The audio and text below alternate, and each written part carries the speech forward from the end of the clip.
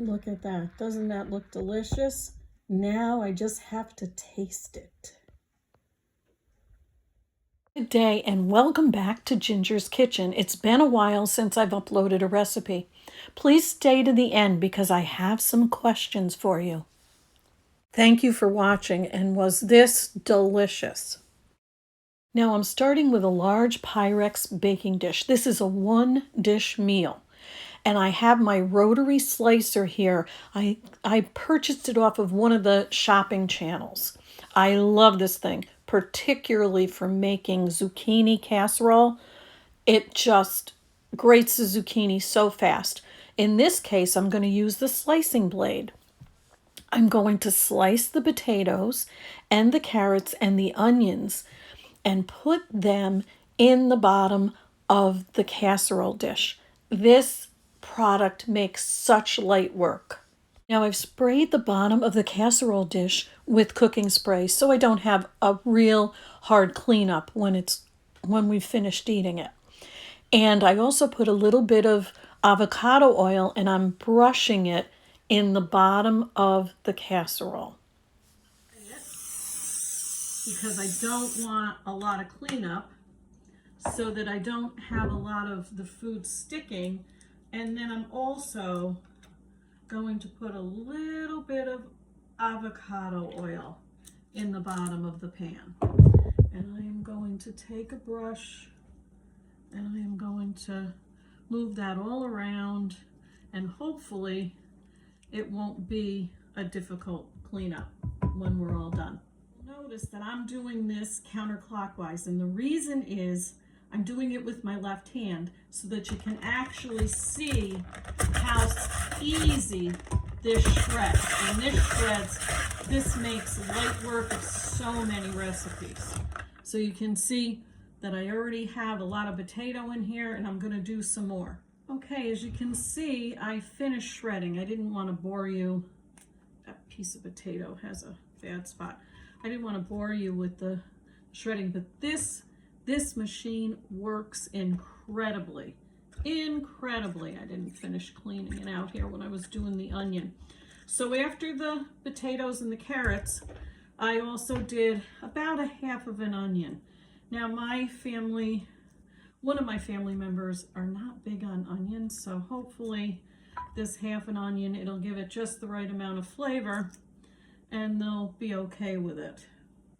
So here are the very thinly sliced carrots and potatoes. So they should cook pretty much at the same time.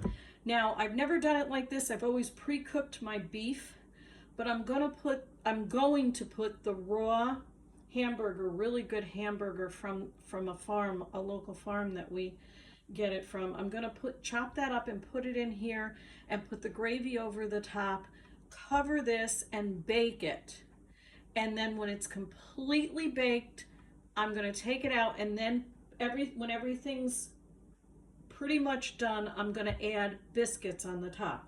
Like I said, I've never done it this way, so hopefully this will work. Now I put on the good ground beef over the potatoes, carrots, and onions. And now I'm going to shake on some ground rosemary. You could use fresh if you wanted to.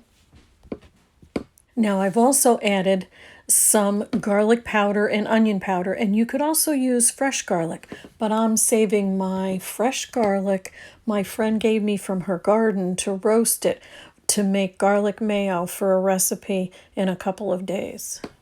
So that was ground rosemary, garlic powder, onion powder, and some salt and pepper. I've used something today I have never used in my life, a jar of gravy. It was free with something else I bought at my local market, so I thought, well, I'll try it.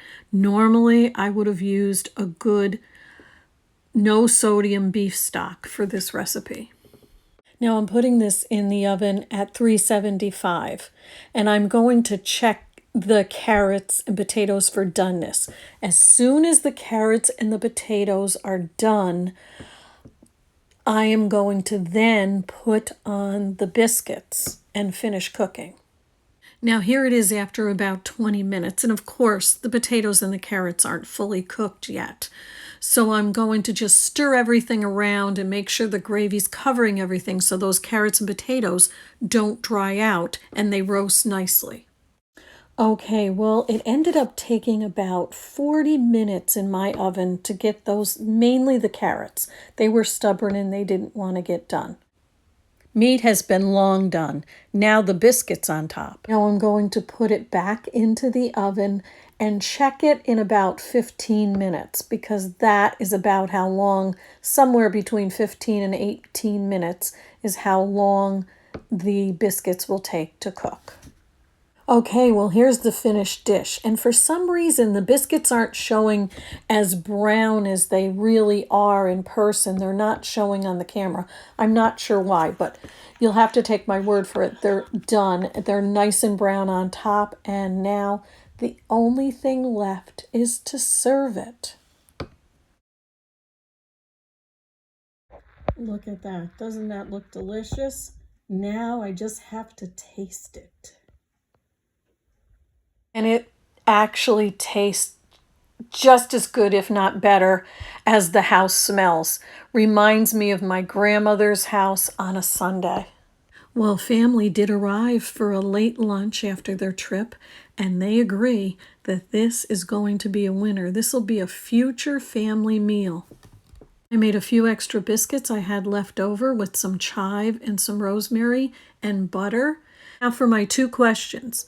Do you follow recipes better if you can actually see the person preparing?